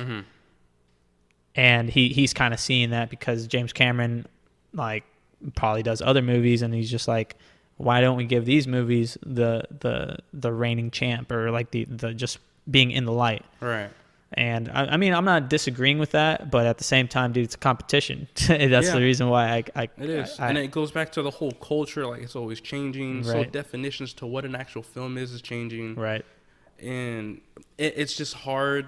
It's hard to really define if Marvel films are or aren't. Yeah. Because everyone likes them. Yeah, and you can't. And that's the thing. It's like, well, not everyone. I'm sorry. I know people who actually don't like them. And their argument is just because it always follows the same thing, right? Or they're not all into the whole superhuman thing, which is understandable. You know, they're not into, like, they like dramas, they like realistic, gritty, and these Marvel movies are very, very fictional, very non-realistic, very out there. So I can understand why someone wouldn't like it, but then it would fall underneath as fiction, you know, and it's some of these are dramas, some of these have comedy infused in it, so it's borderline comedy. Civil War, Winter Soldier, they're thrillers. They all hit up these different genres, which is what Marvel is trying to do. They're trying to expand their genres. They've just added Blade. Yeah. And they're talking about how that's going to be like their first horror. Yeah. Like in with Doctor Strange being that one. Yeah. That's actually going to be the first one. Doctor one. Strange and the and Black, not what something Scarlet Witch is in it also, but it's going into nightmares or something like that. Yeah. But something like the that. villain. The villain's supposedly rumored to be Nightmare himself, which is literally like Freddy Krueger. I love that. That's Doctor Strange is my favorite Marvel. Really? Character. Yeah. So like Dr. Voodoo and all this other like kind of like he's supposed to be in the movie. Fuck too. Yeah, dude. That's why I love it. So crazy. like that's why I love like Doctor Strange in general. But his story just kind of like it's really cool to think of. But I remember one thing that kind of Neil deGrasse said. Neil deGrasse? Yeah. Okay. Yeah. He. I used to look up to. I mean, still kind of do. Yeah, he's pretty good. I watch other podcasts, dude, but they always want to get his 2 cents or just his opinion on movies, on just like it's really just Marvel movies in general. Okay. And so just the kind of like his idea, like being a physicist and being like all this other grand things. It's like how do you see like movies like this or like, and he said that he likes Marvel movies a lot more because they're more scientifically based than interesting. Than let's just say Superman, but DC. And I think I can kind of I'm relaying back to that, and it made me think about why I like Marvel movies in general. Is that there's some aspects that are down to earth human, and that you can relate with. One being the Punisher, Daredevil, all these sort of characters that are basically human and just human alone, like Hawkeye. And I love Hawkeye. Like, I mean, just really? like everyone hates Hawkeye. Yeah, but like, dude, I love like archery and like that whole concept of like him being good and like that's where I draw like there is some sort of aspect of us can be up there with and hanging with the big dogs if it were to happen. Gotcha. You know what? So like he brought up Bruce Banner and whole gamma radiation and like these like that right there is with some fictional beliefs, but there's some ideas of that sort of stuff alone that he finds intriguing and he finds pretty accurate. And he's just like that's why I like Marvel movies, because they bring out a scientifically based character. Okay. And I'm like, you're not wrong. And especially with X-Men coming up, like, I mean, now that Disney owns and Disney Plus, and we haven't even got to that, but that's shit, like that right there is just that's. I wonder what they're gonna do. What do you think they're gonna do? Right? I've had some theories that I agree with other people, like the whole snap that Thanos did. Yeah. There's gonna be like that's gonna alter some people's genes. Yeah, exactly. So like you come back, but you come back weird or like something's different. Something was wrong. Right. Yeah. So and like besides the story in general, it's just the idea of like that being scientifically based is why I'm like, ooh, I wonder what they're gonna do next. But it was just because of that one like thing he said. It wasn't even on Joe Rogan, which I watch a lot of, but. Same. Yeah. Joe Rogan's awesome. Yeah. So like, but it was another podcast he was on just talking about like, how he views Marvel movies in general. Maybe it was like a comic book one. I don't remember, but he was on one. Okay. And, he talked about it. And that's when I was like, oh wow. Like this, I was like, well, I like these characters. Why do I like these characters? You know? So then I'm just kind of like the obscurity and the way that I could connect with these characters is not that far off for it to be human, in my opinion. All right. Okay. Yeah. There's a lot of DC. Not all of them. I'm not trying to trigger any DC fans out there. Yeah. But a lot of the DC heroes are like almost godlike. Fucking godlike. So that alone, like just Wonder Woman, literally a god. Yeah. Like being one of them. Superman. Well, see, practically Batman. That's why he's the most beloved character, because he's the most human. He's just rich shit. Yeah. Which on itself, I mean, is that even human? How rich he is? God damn. I wish. Oh, The man. dude got that much downtime and that Right. much money. He's like, you know what? I'm gonna put on a suit. Yeah. Go whoop some ass out on the streets. And then you go into Joker, like Yeah. that movie. Did you go see that movie? I did. Fuck. A lot of controversy around that Ooh, movie. man. A lot of controversy that I found out not up until after I saw the movie. After, I think I've heard things before, like before I went and watched it, and then afterwards I was like, I could see why their point of arguments are. I knew nothing of the controversy, which I'm kind of glad, because that means I gave a fresh look at it. Yeah, a fresh look on it. I didn't go into the movie with any iterations or anything like that. I loved the movie. Yeah, I loved it absolutely, and I can see why people are saying what they're saying and don't want to watch it for those reasons. But there's one thing that none of them. I like talking about this movie to those who didn't want to watch it or had problems with it. I always say, okay, well, no matter what you say, you cannot bash on Joaquin Phoenix's acting in that movie. His acting best actor was phenomenal. I've given my prediction. He's gonna get nominated. I think the movie is gonna get nominated for Best Picture. Okay. And Joaquin Phoenix is going to get nominated for Best Actor. Joker is not going to win Best Picture, but I wholeheartedly believe that he is going to win Best Actor. You hear that now, folks? It's a bold statement. There's a lot of good movies this year. I think he's going to win Best Actor. All right. His acting was so good. The whole concept and idea and the message behind the movie, take it how you want. If you don't want to watch it, cool. But if the acting is phenomenal, you cannot bash on his acting. Hell, there's nothing to say about that. Dude, and that's the thing, man. People really need to look at things like that as like in a movie aspect, like real world sort of dilemmas and problems can be implemented into a movie to add more pizzazz and human features and stuff, but shit, like that's what makes a good movie, and that is a good movie. Like that movie, which is directed by Todd Phillips, is a good example of cultural indifferences being stated in a movie. But the movie just saying, I don't care, because it still got released. People were bashed on it before the movie even came out, and they were like, we don't care. And supposedly it was like banned in some places. It got banned. It beat out Deadpool. It's now the number one rated R movie.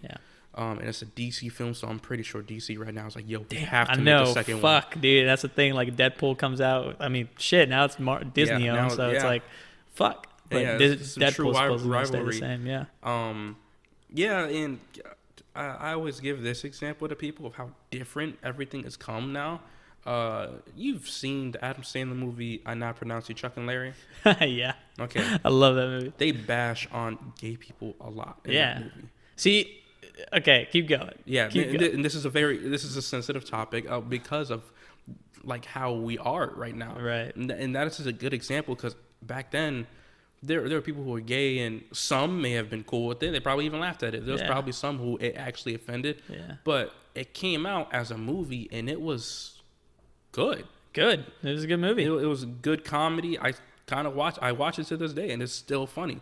And you release that movie now, oh my God. That's what I'm saying. Good luck. Good luck. And this is totally personal.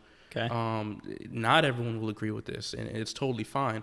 But I feel that movies like that, like it makes fun of something that shouldn't really be made fun of, kind of like Quentin Tarantino a little bit, but it's a little bit more light. It's definitely a rom-com. So I mean, it's nothing like gritty. It doesn't like even bash on. Really, it doesn't really bash on it. They use some very offensive. They use that, and I don't know. It's a great example of like how far we've come, and releasing a comedy like that today, it would hinder the studio. It would hinder the audience. It would create protests. It'd create backlash, and so now that's why studios aren't taking these risks anymore, because they're afraid that they might, excuse me, they're afraid they might offend somebody. And as a creative director, as a studio, as a producer, you shouldn't have to worry about what the audience would think. not necessarily that, but well, damn, will this offend the people who are gonna see it? Right. Because then they're not making money. Which at the end of the day, to be honest, we got to make money somehow. We got to make our living. Yeah. That really limits our creative control, and this empowers these studios to make these remakes. Yeah. Because we're so tunnel visioned on these guidelines. I keep hitting this on these guidelines. I'm a tall guy, sorry. That's pretty indestructible to you, be all right. Oh, no, I don't want to break this. On these guidelines of how we should make a movie, and that's not what filmmaking is about. Filmmaking is about being creative and doing what you want to do and showing it off, and along the way getting some people who actually like what you made. Exactly. And it's just, as you can see, this is like a very personal topic for mine, because this is the second time I'm coming back to this whole Hollywood is just like not making anything new. It's something I always talk about. Hollywood's not doing anything. Right. Horror is another great example. I personally feel horror is dying.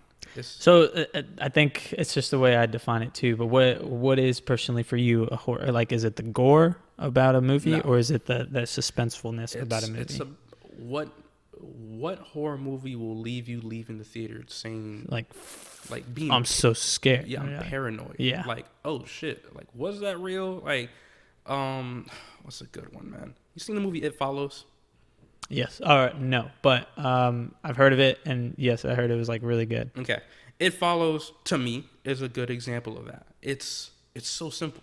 Mm-hmm. It's and I feel like the simplest concepts is what makes a horror. Mm-hmm. This is the most realistic. Yes. And that's, you want to hit on realistic when it comes to horror, because you want for the audience to go, damn, that could happen. That could happen. It Follows it's a weird concept, but simple. There's this thing, like, they don't even ever say it. It's kind of spoilers. I'm not going to say what happens, but I'm going to give the premise. There's this thing within someone, and basically there's this thing that follows you, and you need to pass it on to someone else so that way that thing could follow them. Okay. What you pass it on is you have to have sex with them. Okay, cool. So this someone hooks up with this guy, the main character. He ends up having sex with her, and then puts her to sleep, like chloroforms her. And then he's like, listen, there's this thing that's going to be following you. Don't let it get to you. If you let it get to you, it's going to come back for me. So don't die. And then he shows her, and this naked woman just walking. And it's like, that thing's going to follow you no matter where you go. There's no way around it. The only thing that you can do is buy yourself time. Take a trip to Italy. Take a trip to France. You could buy yourself some time until you give it to the next person, but it will always follow you. Shit. And there's these shots in this movie that makes it so eerie, because it's like, I love the camera work in this movie, where like basically the character will be sitting, and in the back there's all these people walking, but you can point out the person that is the thing, right? Because it's walking at like a slow pace, and for it to be walking that slow, for it to be walking so direct, like on a mission towards someone, mm-hmm. It just makes it eerie. It makes it disturbing. Yeah. And then it becomes this whole factor of like, damn, how is this person gonna sleep? Mm-hmm. This shit could just show up in this house. You can't sleep. You don't know when it's gonna show up. That's something that makes a good horror. It's not the jump scare factor, which all these studios think is horror. They think that it's off this jump scare. That's initial horror. That gets you scared in the moment, 3 to 4 seconds max. And that's what it was. Like it. Like, yeah. It was. Yeah. It is a jump scare factor. Yeah. I know people who kind of took it as more on the disturbed factor. Because it was a clown. And it could pop up anywhere. But yeah, no, it was more jump scare. It Follows as a good example for me of what a horror movie should be. Right. You know, I left the theater. Like, fuck, someone's looking right behind me. I got out the theater, I saw people walking, I was like, could it be one of these people? Oh, shit. I gotta get the fuck out of here. I gotta fly to Italy. Yeah, and so, like, I don't even know but Black Mirror. like the way that, have you seen any of that? Yeah, I've seen a good amount, not all. Yeah. Of them. And I'm not saying that all of them are scary or like the implements of that, but or like there's some that are necessarily, they're pretty good, like feel good ones, like feel good episodes, and then there's some that's like, oh, this could happen, and like those I'm like it kind of reminds me of like Snowed In, or like some sort of like real world sort of concept that could happen that can scare people like that. Mm-hmm. Like, it's just like the idea of like it could happen could make for the new era of scary movies. Yeah. And with that alone, I think that's what these studios should sort of implement. That's what it's always kind of been. Some studios get it, some studios don't. Specifically, I'm gonna point you out. Yeah, some are very bizarre. Bro. I'm gonna put one studio out on the spot because I think after the last movie, I think I'm gonna boycott them. Like I don't want to give them my money. No, Blumhouse. Oh, Blumhouse. The I have, one that's well known for being. I have a friend. I'm gonna name drop someone. I have a friend. Her name is Jaylene. Yeah. We always usually see horror movies, whether they're shit or good. We just see horror movies just to see like maybe we might find a good one. Yeah. And it's usually Blumhouse movies. We just saw Countdown. Okay. Man, I'll tell you this: America, we do not have good. We don't have good horror movies, man. We don't. Compared to foreigners, these foreign people know how to do it. Yeah. If you see any Japanese horror movie, that shit is creepy. The Grudge, The Ring, they're actually, America just got the rights to the these Grudge, movies, and they're making a Grudge remake. Yeah. America. We love remakes. But yeah, man, it's called a J horror. And it's cool too because different cultures have the different aspects of horror. Yeah. So Japan has J horror. They're very scared of spirits and torment and vengeance, or tormented spirits. Italy has a horror based all around like mobsters. That makes sense. And high class and low class people. That's their horror. It's interesting. Doubt you have, but there's this movie called Hostel. Oh, is that the one with like there's like some kind of like floaty thing coming out? No. Think Hostel is it's a very gory movie. These people go to I forget where, and they get abducted, and high class people pay money to torture these tourists. Ooh. Yeah, it's a drama, thriller-ish to us. To Italy, that's for real their scary. Horror. It's scary as shit to them. And so what I'm trying to get at is you have J horror where it's like these tormented spirits, like all these have texture to them. Right. They have thought. They have something that makes them eerie, that makes them creepy. And then you got movies like Countdown, where it's an app you download on your phone. Oh yeah, and it's like, and it kills you. Yeah. Come on. No, see, what? What the fuck is that?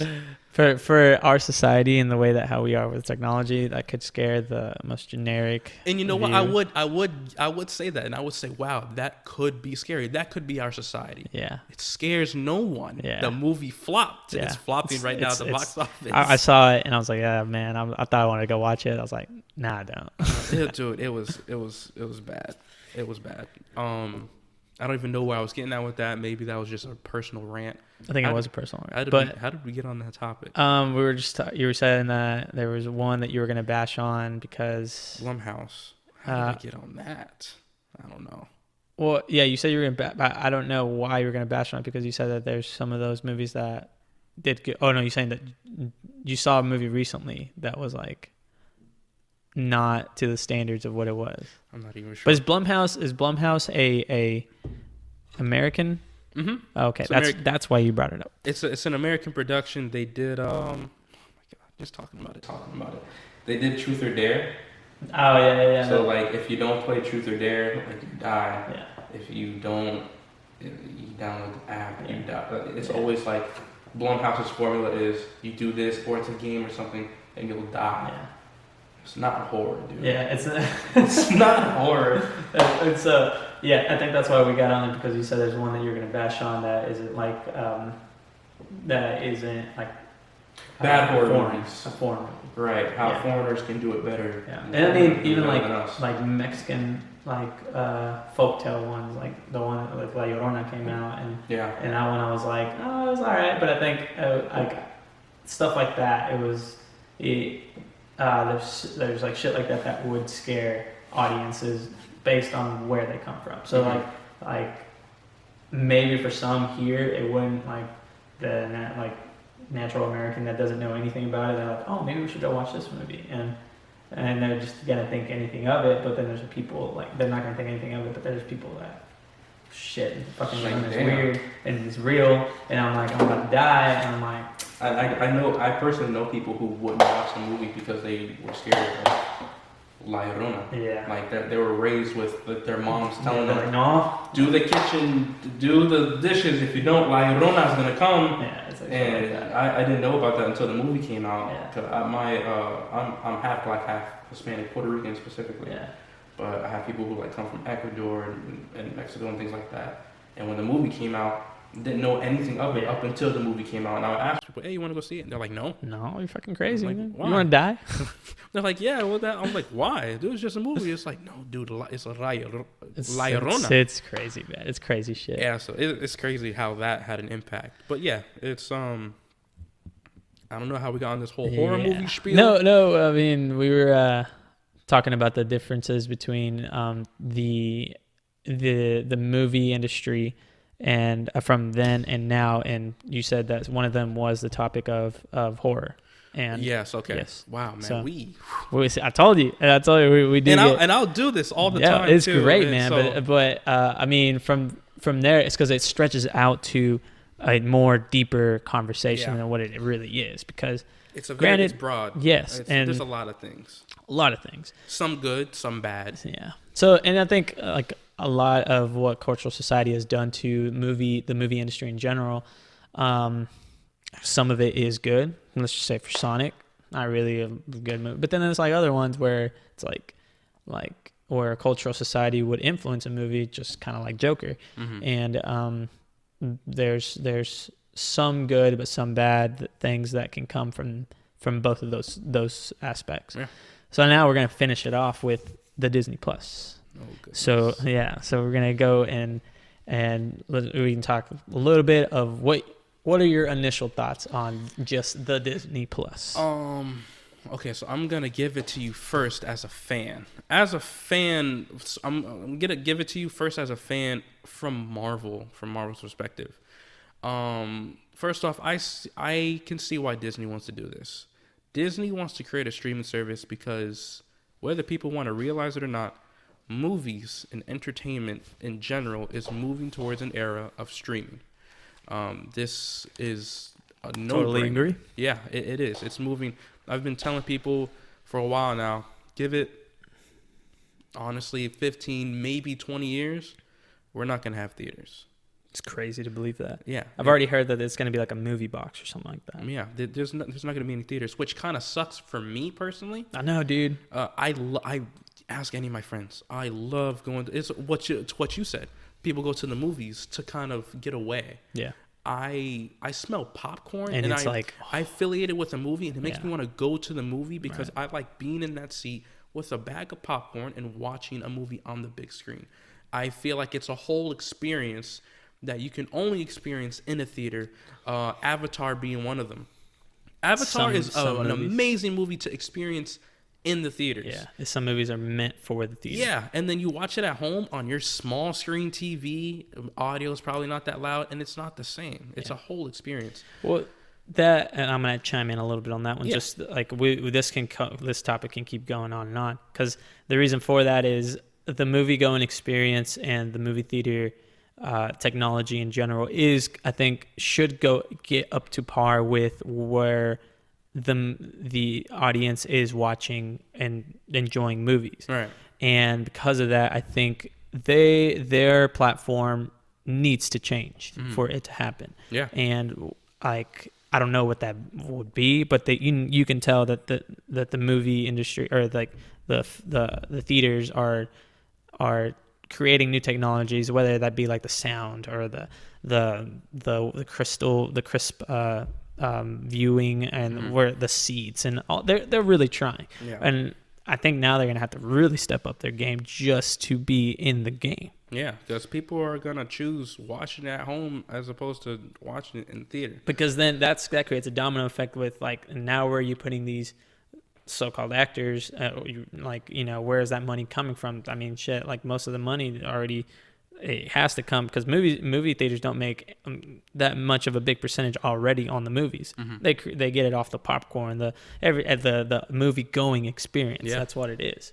So I can't wait for that to happen, and I would be reviewing that, like how the movie industry is ever changing and how the movie, like just going to movie theater, I think that is going to change. It should change. Yeah, no, and definitely the start of it is this Disney Plus thing going on. Yes. And definitely they weren't the first, but they were not the first, but they're going to dominate. They're going to dominate because it's Disney, and Disney is dominating right now. Yeah. In theaters, I mean, like I said, they've released 3 remakes of cult classics, which already that's going to generate millions because those are classics. Yep. And then you got them making Marvel movies on top of that, which is the highest grossing studio right now. So that kind of goes into what I was going to say, where it's going to eliminate theaters. And coming from a fan, specifically with Marvel, I don't like that. And I don't know if you know this. They just came out recently and said, in order for you to understand the Marvel movies that are coming out in theaters, you have to watch the Disney Plus Marvel series that they release on the streaming service. I don't like that. They're really wrenching these people out their money by doing that. Yeah. They're like, it's a great business move. Can't hate on it. No. That's an amazing business move. You're gonna get money because people are gonna. You're taking a franchise that everyone's loved and they've seen the journey of all these characters.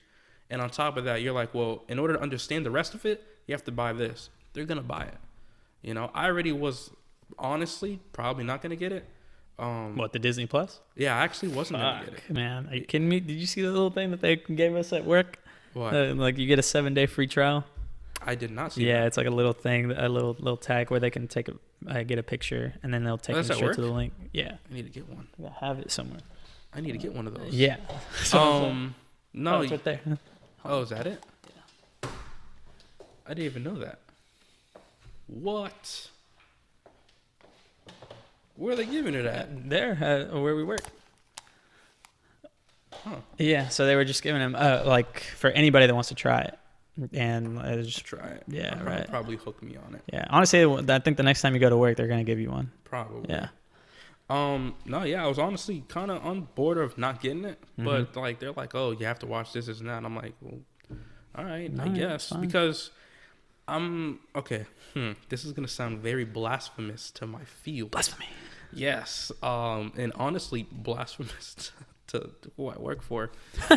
I don't know if you know this. A lot of people at work know this. There's a lot of Disney movies I have not seen. A lot. And I remember taking a trip. I took a trip to LA one time, and I was Ubering around, and I would always talk to the Uber drivers, just to get to know them. Right. What's the work out there like when it comes to filming and things like that? Very competitive out there. Oh, definitely, dude. Anybody could have told you that. Super competitive. Yeah. That was definitely reinforced after taking a trip up there.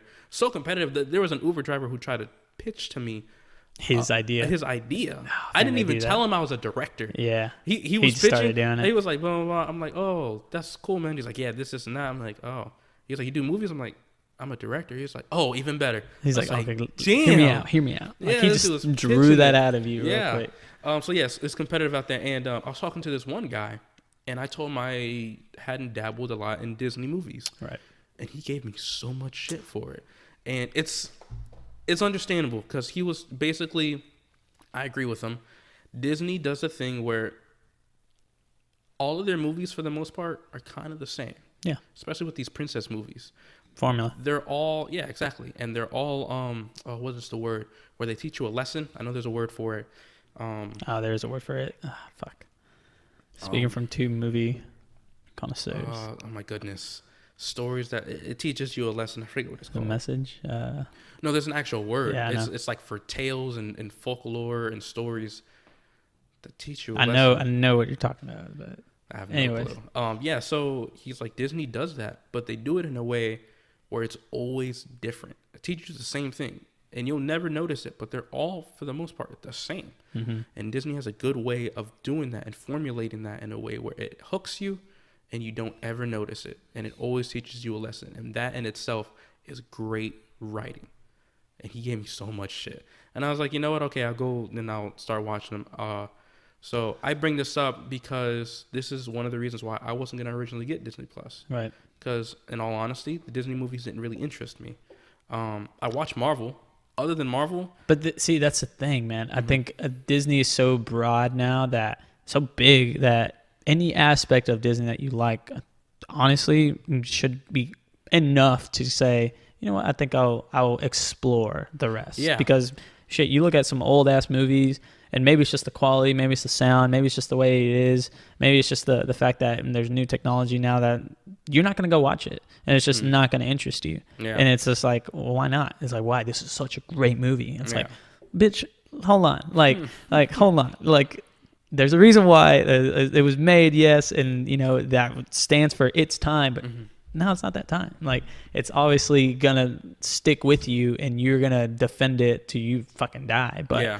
like, there's difference between now the movies now than they were ever. So like, at least to explore and just to see why it was loved and understand why is a valid opinion or argument, whatever you want to say, like to go and watch it. Yeah. But like from there, I just think like there's those diehard Disney fans that are gonna be like, you're not a Disney fan, like whatever. Yep. Whatever. And I'm like, I'm just gonna fucking watch it. I'm just gonna watch it, bro. yeah.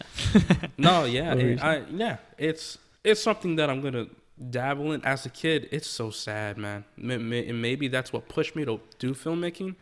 I wasn't watching Disney movies. I was watching like Saw. See, dang, dude, I was like, I was like, yeah. I was watching Saw, Hostel. There's a horror movie. I mean, you were called still 13 watching Ghosts. cartoons and stuff. SpongeBob, that's it. Yeah, dude, it was like Nickelodeon, I think, grasped our SpongeBob, because my dad would dominate the living room. Yeah, Like, that was his Sports. dojo. And so all the time he would either have on karate movies. yeah. See, that's his pastime. Yeah, he loved karate movies. I love martial arts, fighting movies. I love fighting choreography. Have you seen the new Cobra Kai?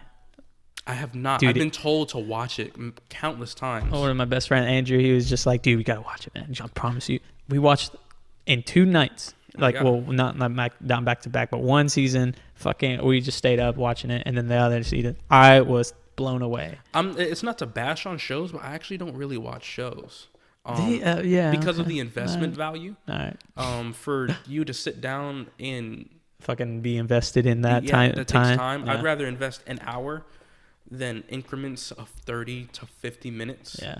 So I'm not big on shows. However, my favorite show, man, I love the writing to this show. It's by Vince Gilligan, Breaking Bad. Okay, Breaking Bad. Yeah, it's such a great show. Gilligan? I think it's Gilligan. Yeah. Oh my God, I love that show so much.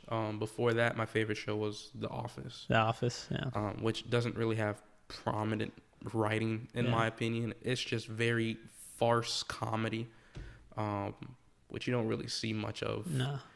So it was something that stood out. But anyways, Disney Plus. So yeah, so I already had planned on kind of not getting it. I'm gonna try it out. My thoughts is I don't like this whole thing where it's making you buy it. But it is what it is. Times are changing, so you gotta do what you gotta do. But yeah, I think it's cool for what they're gonna have. I'm not big on rewatching some of the old the movies specifically that Disney puts out. Okay. Like for example, I don't know, an animated movie like Wreck-It Ralph. Okay. Very funny, comedic, good animated film. I don't see myself rewatching it 3, 4, 5 times. I rewatch movies, but Disney movies particularly not really, because the jokes will kind of always hit, and I don't know, it's just something different about it. Because one could say, okay, well, you'll rewatch a regular comedy like Dumb and Dumber. Yeah. And I don't know, it just hits different. Well, to argue that. Yeah. I'm just saying this is why I think Netflix creates contracts with other companies and other just to get their viewership in on Netflix. So what I mean by that is there's definitely different reasons why someone will get Disney Plus. Mm-hmm. One of that being kids, because kids will watch a lot of the shows, episodes, doesn't matter. Correct. That Disney already owns on a different platform, Mm-hmm. being Netflix. Yeah. And what I mean by that is the Netflix doesn't have to grasp like future audience, which is kids, Mm-hmm. is they don't have that same audience that they do when they create a Netflix original for adults. Right. So what I mean by that is where Disney's going with this is they're creating fans, even if you don't know it or not. Like they're going to create fans from the very beginning of how we became fans, but Mm-hmm. they're just doing it in a way that they will learn and implement that in their day to day. Yeah. Yeah. So I agree. Shit, like that's the reason why It's very innovative, and it's like I said, it's a smart ass. I may be a marketer for them or something. Like, Yeah. it's fine. Hey, we're already one I know, foot in the already, door. that's what I'm saying. We're in the one right foot. company. We are. No, yeah, I totally agree. It's a smart idea. It's just, I don't know. It really hasn't grasped me yet, and maybe it just takes for me to try it. Yeah. Well, and that's the thing. I think it's just at the end of the day, it's just a try. Yeah, I feel like it just takes for me to try it. Maybe it's the simplicity. I don't know what it is. I'm mostly not getting it for just the rewatch value. I don't see me making a purchase in a service where a lot of them they're all like teaching you something. Yeah. And like a movie like Inception, I could rewatch that movie over and over. Dude, that's such a great movie. But I could rewatch it over and over and over because the script is so convoluted that you're always finding out something different, something new, like so every time. Yeah, the rewatchability is ridiculous because it's so convoluted the way he wrote it.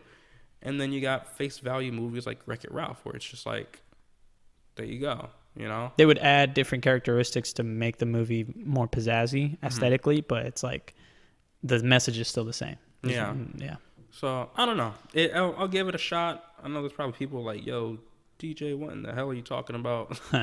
But yeah, I'll give it a shot, and I'll keep you posted on that. All right. Yeah, I'll keep you posted. Well, dude, that is going to conclude our episode for one, because we reached 2 hours. No way. Yes, bro. So, oh my God. Yeah, dude. I just want to say thank you, DJ, for coming on. Yeah. You came all dressed up and everything. This is what the power of this show is going to do. Is because thanks for coming on, man. Yeah, and no problem.